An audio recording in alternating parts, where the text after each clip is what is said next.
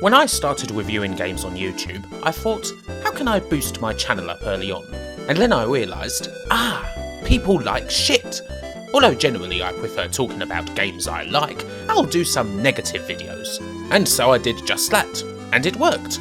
Those 3 worst 20 Genesis games videos were quite popular, but hell, they could have been better. So, well, I thought, why not revisit the topic? It's not really what I do anymore, but seeing as the old videos are kinda buggered and I've got more experience under my belt, it's still a dig that's worth mining, isn't it? So let's not waste any more time. Gather your shovels, ladies and gentlemen, and get ready for the worst games that the greatest of consoles has to offer. It's the top 20 worst Sega, Mega Drive or Genesis games, redone, and it starts now.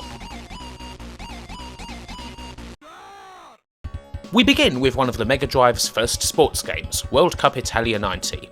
Now you can forgive old sports games a lot of the time for being rubbish. They might well have been good at some point, but it's a genre all about trying to replicate something. And when something that technically replicates a sport better comes along, a lot of the older games become obsolete. Only the true classics survive.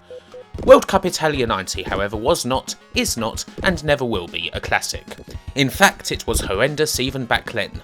You know what this game actually used to be? My self-hate game. I would be bored, I'd look at my games and get cheesed off because I wouldn't be able to decide what to play at all, and so I would punish myself by playing this, just so I could fume at the irritating music, bemoan the stiff controls and how the game felt like you were moving through glue, or scowl at graphics that looked like they were drawn by, well, me.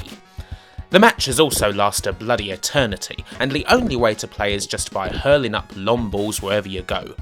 I almost want to give it some credit because honestly I've played it so damn much, but no, it's awful, and that's why I played it, just so I could relax and settle into my state of irritated ennui, wondering why I wasn't playing fucking Streets of Rage 2 or whatever. It's a good way to start. Rastan Saga 2 by Taito thankfully doesn't come with any psychological baggage, it's just cack. Now do you remember the original Rastan? It was a very nice fast-paced arcade game, of all the many games that featured a Conan-esque strapping muscle-bound bear of a man. Front and centre, it was amongst the best, and it also got a cracking port on the Master System to boot. The game's sequel arrived soon after and was ported to the MD in 1990, and it's a shattering disappointment. The speed's the first concern. Since the first game, it appears as though Rastan's contracted rheumatism, arthritis, and shingles. Seriously, I'd have a more kinetic experience with a bloody 85-year-old. But then when he jumps, he goes for bloody miles. He's like Carl Lewis, and you can barely control it. It's a royal pain, it really is. But in the main, the design has just gone to pot. Rastan's jumping puzzles and variation is completely gone in favour of walking right and hammering your sword button, usually so you can break blocks as opposed to skewering enemies. Not fun. The only joy in this game comes from the laughably bad translation job. I mean, God, look at this. But in the end, well, you expect a hell of a lot better from Taito. Having said all that, it's not a bad conversion of the actual arcade game, because that was utterly horrible too. Next up is the 16-bit Mickey Mouse game no one really likes to talk about, because after all, most of them were very good. From Castle of Illusion on the Mega Drive to Magical Quest on the SNES, Mickey Mouse being on the cover was usually a signifier of a good time. Except for this one. Fantasia came about in the wake of both the success of Castle of Illusion and the re-release of the classic film in cinemas and on video. Sega usually developed the Mickey games themselves, but this time they decided to give the reins over to European developers Infogrames, and the result was a shit show. Why so awful? Well, the platforming is so ungainly. It's one of those games where the jumping is very delayed, making it hard to judge when to jump, and this game requires some really precise platforming, making it frustrating as hell. The collision detection is also buggered, making almost any enemy encounter potentially deadly, and if you don't collect all the musical notes in a stage, well, you have to repeat it all over again. In all my time spent playing it, I've never got past the first stage. The graphics are admittedly okay, but they get in your way as well, and they're also paired with awful renditions of the classical pieces chosen for the film. The whole game's just hopeless, a maelstrom of cack-handed design that was quickly swept under the carpet. Needless to say, Infogrames weren't asked back for World of Illusion, so, you know, thank heaven for small mercies. Stormlord is the first game here that didn't feature in the original list, but, well, it deserved to. Hell, quite a few games by Razorsoft deserve to be on here. They tried to find a niche in the early days of the Mega Drive by producing adult video games. In other words, sex and violence. Even before that became a trend. Trouble was they were all terrible. There's a good reason why Razorsoft appear on this list no less than 3 times. Anyway, Stormlord's first up. Now this isn't actually all that violent, but there's certainly sex. Lots of damn near naked women about. Not that this changes anything about the game. A very bad platformer cum puzzler, another one where you have to collect crap in order to finish a level. The big problem here though is that you usually have to do a level in a very exact way, otherwise you'll have to restart. There's even several cases where you can screw up and not be able to die, meaning you'd have to reset the whole damn game. You can honestly do this without even knowing it. Just atrocious design. It's no surprise that the game started out life as a mediocre Euro 8-bit game, originally made for the likes of the C64 and the Spectrum. And that sort of shit, well, don't transfer well to the Mega Drive.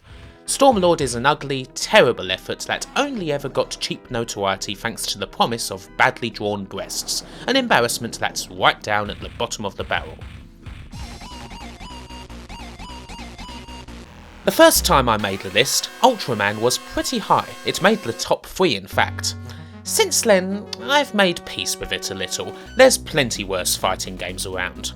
It's still awful though.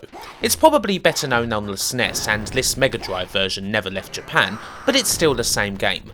Some things like the animation and the general throwing around of big monsters, well, they ain't so bad. It does sort of feel like a big cheesy 60s monster battle, and I imagine that's what they were going for. The trouble with the game mostly comes when you have to finish a fight. When you knock an enemy's bar down to 0, they don't die.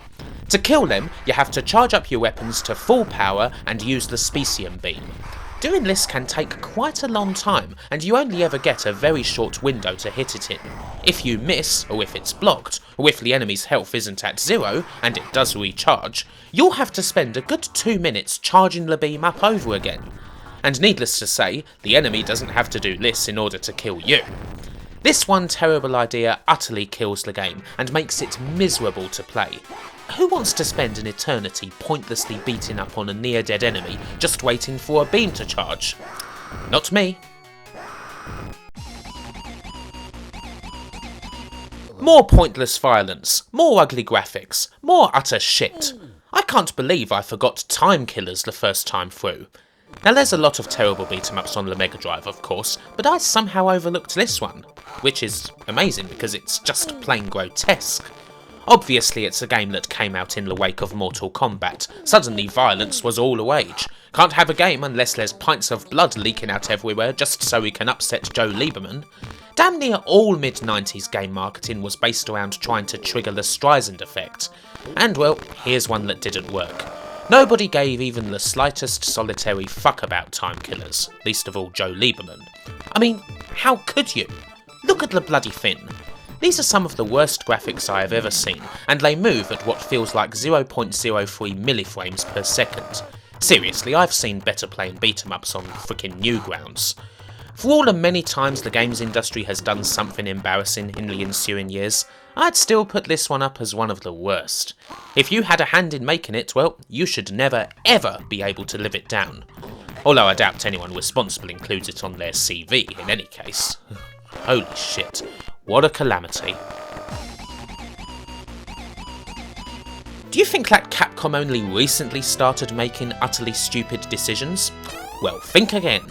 Why, one of the stupidest things they ever did was to take a truly stunning, epic arcade and console game, one of the greatest games ever made, the almighty Strider, and let US Gold and Tiertex make a sequel, guys who came off as incompetent at best and flat out devious at worst.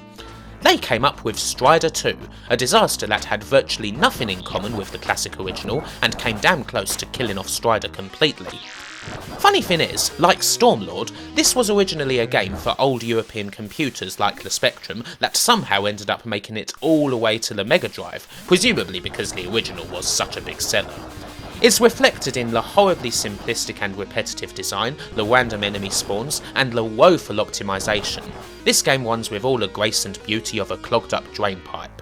It was a rubbish game on the Spectrum, a rubbish game on the C64, a rubbish game on the Amiga, and guess what? It was an utterly freaking abominable game on the Mega Drive.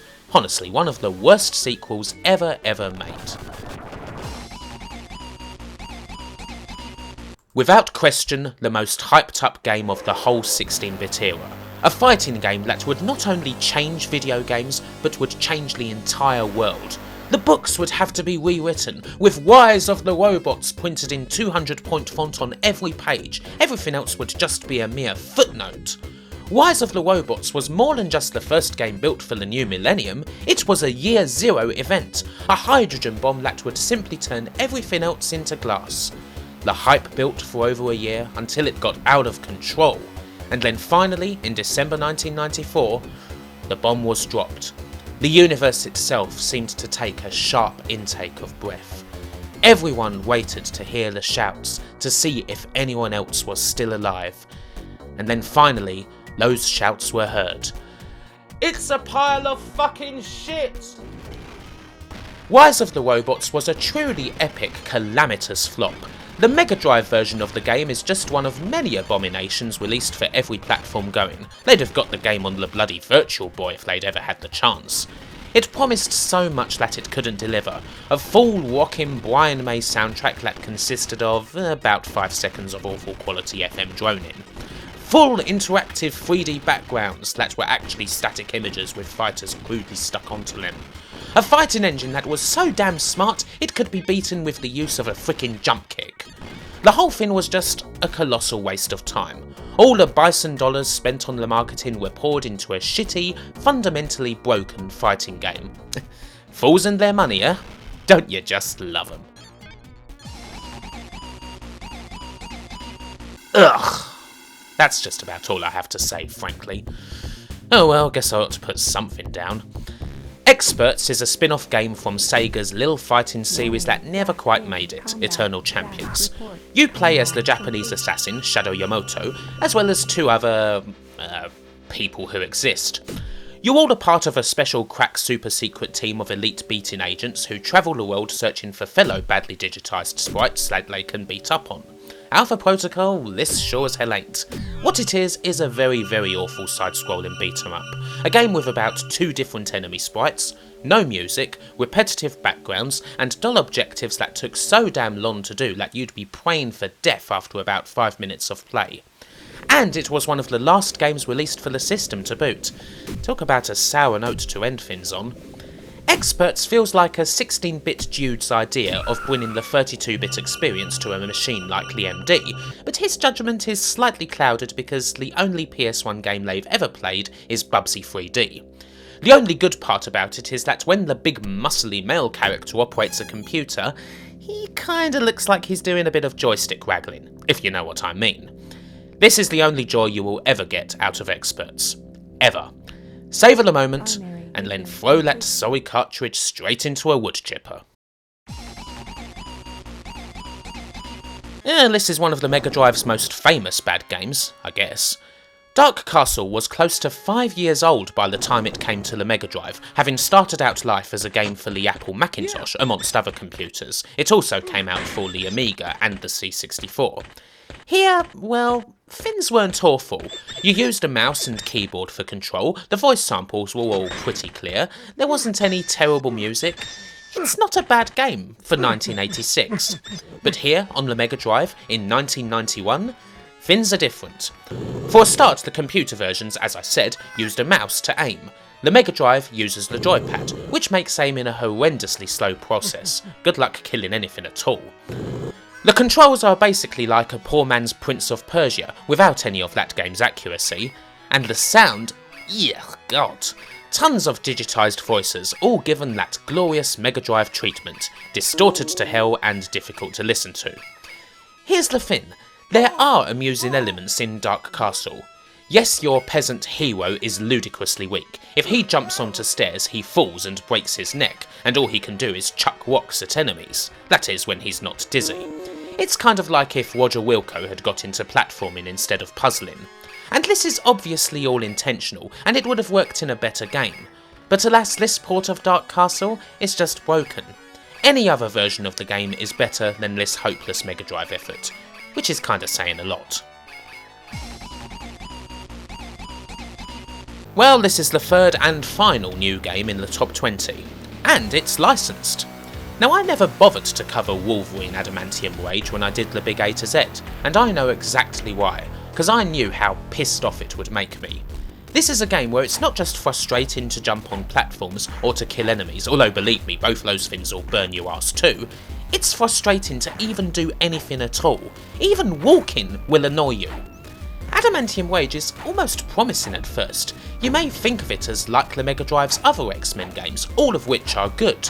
But, oh boy no. Where does it fail then? Controls perhaps? Well, Wolverine appears to have about 20 moves and they've all been assigned to the controller at random. I press a down-focused combo and Wolverine attacks up. Press a button, he goes flying across the screen. The directions of the attacks don't even match the actions on the D-pad, which just about says it all. It's one of the most awful, rubbish games I've ever come across, utterly botched.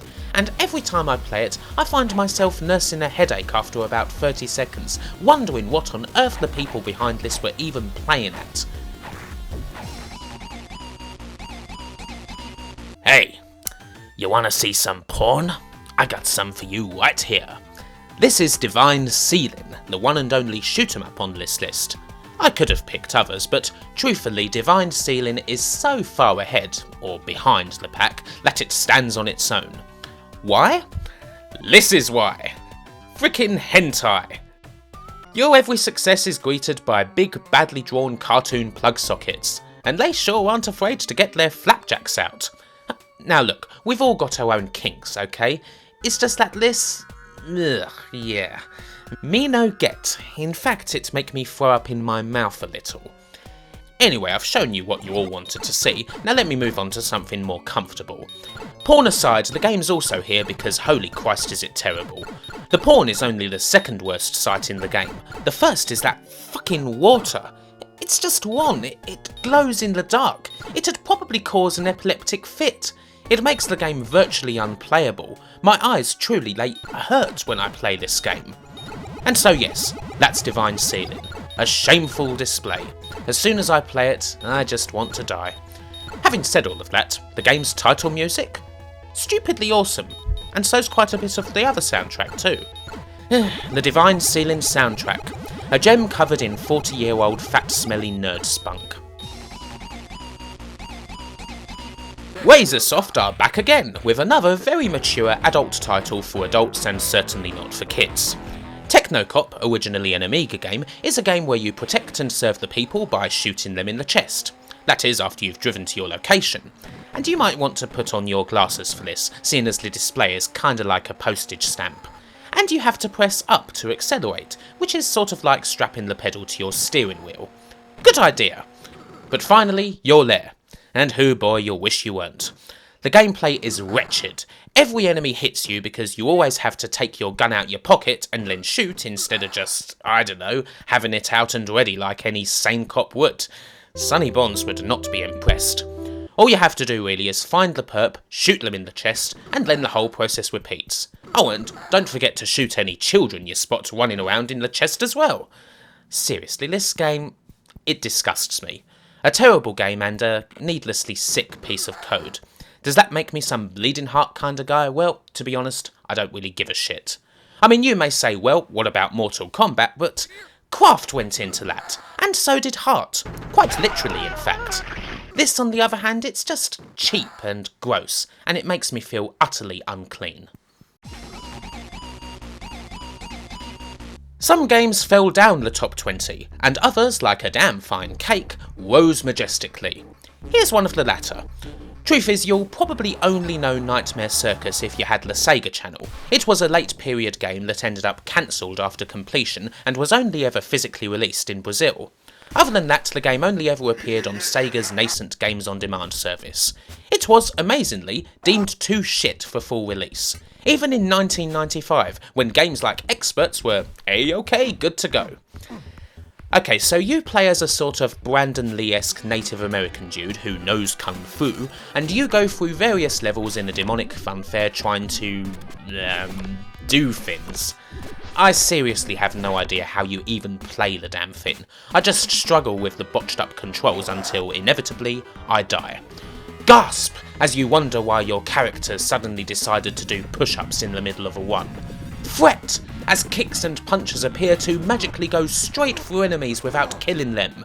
Swear! As you realise how much of a spiritual low you've hit by playing this awful crap for the internet.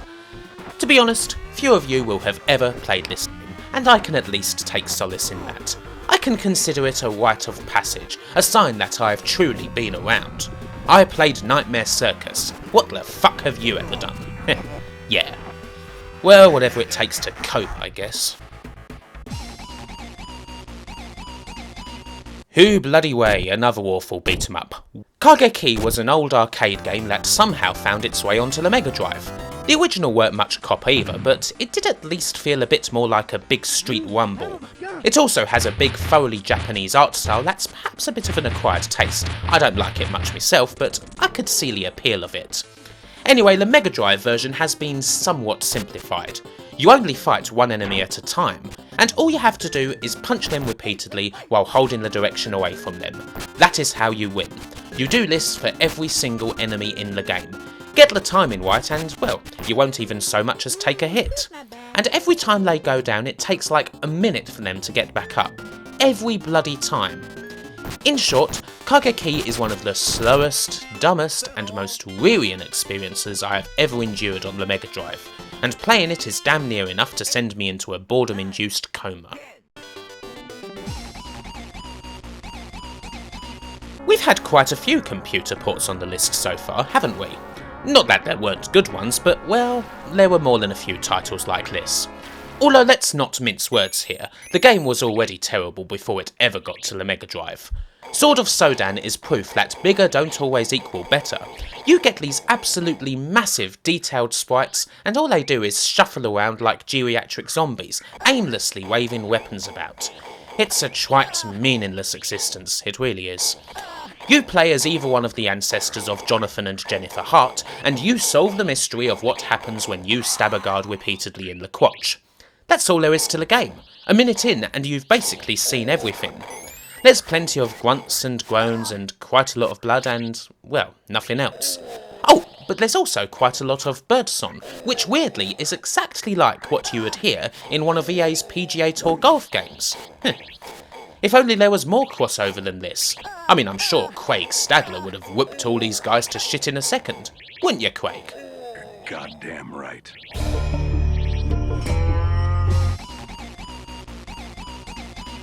Now I'm just gonna shut up for a minute so you can watch this intro.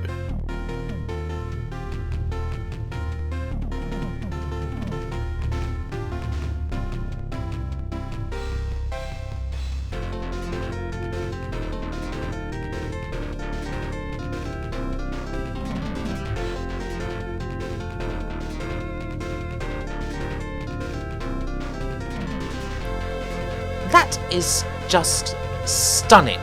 A beautiful job, Micronet, truly. It's plain to see that a great deal of very talented artists worked hard on that introduction, and it really gets you pumped up for the game. There's just one teeny weeny little problem. What in the Christ did you do with the game? This makes Rise of the Robots look like Street Fighter 2. The jumping is uncontrollable. Every time I get knocked down I can't get up for an age, and then I can't even attack. Every damn fight seems to last 1,000 years, and that's when I'm getting thrashed. Just, what on earth happened here? Heavy Nova's intro just delivers so damn much, and then after that you end up with this, a fighting game that just doesn't make any sense. It tries to almost be a strategic kind of fighter. Certain moves need to be charged up before you can do them, and you have to pick them quite carefully. But it is horribly executed. Once you take too much of a beating, it gets to a point where you can't even punch anymore. There's nothing you can do to stem the tide. Certainly leaves your robot looking quite hopeless, that's for sure. The ideas weren't horrible, but the final result says it all. But well, we'll always have that superb intro. Whoever did that, gold star, steak dinner. Everyone else, go join the wanks of the damned. There's a serious issue with burnout going on here. Truth be told, I'm only doing this because YouTube fucked up the original videos. After I'd finished them, I was content to let them sit and never have to play most of these games here again. But well, here we are. If you notice me being a teeny bit more caustic than usual, then that's your reason. Especially when I have to play something like Last Action Hero again. The game based on the film within a film within a film where someone gets killed with an ice cream cone to the head. Alas, nothing like that happens in this game. First up, just look at Arnie. I mean, is he ill? Or is the game actually from the future and showing what he looks like now in 1993? And look at the lazy design, where entire assets are repeated every couple of screens without even the slightest hint of a care. Or notice how Arnie never actually fires a gun. The world's biggest action hero, famed for butchering extras by the score, apparently didn't want to be seen shooting anyone in his frickin' games. Listen to how even the doors cry out in anguish when you break them down. Look at how every screen is a dull fight between the same enemies over and over and over again. See how if you're unfortunate enough to get past the first level, the following driving section is virtually unplayable. Hear how the music was obviously composed by a group of chipmunks bashing at a Casio. Think on all that you have just witnessed and take it with you, for this is one of the worst licensed games of them all. The mind cannot truly fathom a creation this grotesque unless they feel it for themselves. But I urge you to never ever repeat our mistake.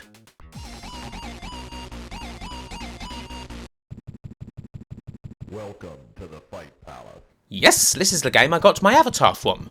The man you just saw is called Mondu, and he's the main star of Slaughtersport, a game also known as Ton of the Fat Man in other places, as well as Mondu's Fight Palace when it was originally released on the Commodore 64. Yep, it's another game by Razorsoft. Anyway, Mondu is the Fat Lord of the Fight Palaces, and he's brought you here for some entertainment. Well, more precisely, his entertainment. You're going to fight other denizens of the void and put on a damn good show. It's even rumoured that Mondu himself takes the stage against those who do exceptionally well. It all sounds like the plot to a terrible B-movie, doesn't it? Even more so than something like, I don't know, Pit Fighter. This would be the real bottom scraper. Think about it in 80s action terms. Pit Fighter, at a push, would probably star Jean-Claude Van Damme. Slaughtersport, on the other hand? Oh jeez. Michael Dudikoff, if you were lucky. The annoying thing about Slaughtersport is that had the game even been remotely, even the slightest bit competent, it would have probably been fun. The mere promise of fighting a man who talks through his gargantuan stomach would be enough to see you through. But it's not. It just beggars belief. Despite all the terrible beat-em-ups and fighting games we've seen in the list already, this is easily the worst, and the most unplayable. You can't even back away from an opponent like you would in a normal fighter. If you do, you turn your back on them and just get pounded on. In all my time playing this crap, until I recorded it for this video, funnily enough, I never, honestly never won a single fight. There was just nothing I could do. The only way to really play the game is just to mash the buttons and hope for the best. Is that fun? Hell no it isn't. Nothing about this game even remotely makes sense. Even the fact that it isn't number 1 doesn't make sense, because I can barely imagine anything that's worse than this. However, guess what? There is something worse. Possum kicks Dr. Machino's butt. I'm awesome! Awesome Possum. Yes, it's still number 1. There are perhaps games that control worse, or that look worse, or simply are worse. I won't deny any of that. Awesome Possum is quite simply number 1 because I hate him. Even when paired against other Sonic rip-offs, he outstrips all of them. Bubsy the Bobcat? He ain't shit compared to the Possum. Everything about the Possum is awful.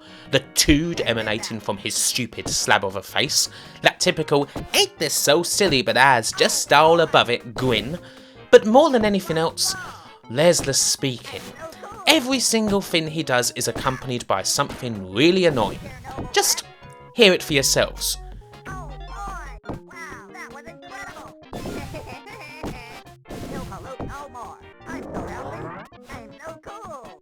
And all of this is in service of some warped environmental message that just feels so tacked on. Something else that could sell the game and nothing more. It's kind of amusing if you get one of the environmental questions wrong. The animal court gasps as if you've just kicked a seal to death in front of them. But, well, this is just all bollocks, isn't it? Like this game even gives the slightest shit about the environment. All it merely wants to do is hector without teaching anybody anything.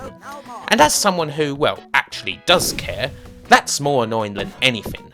Frankly, all the plastic wasted on making this game means it did more harm than good.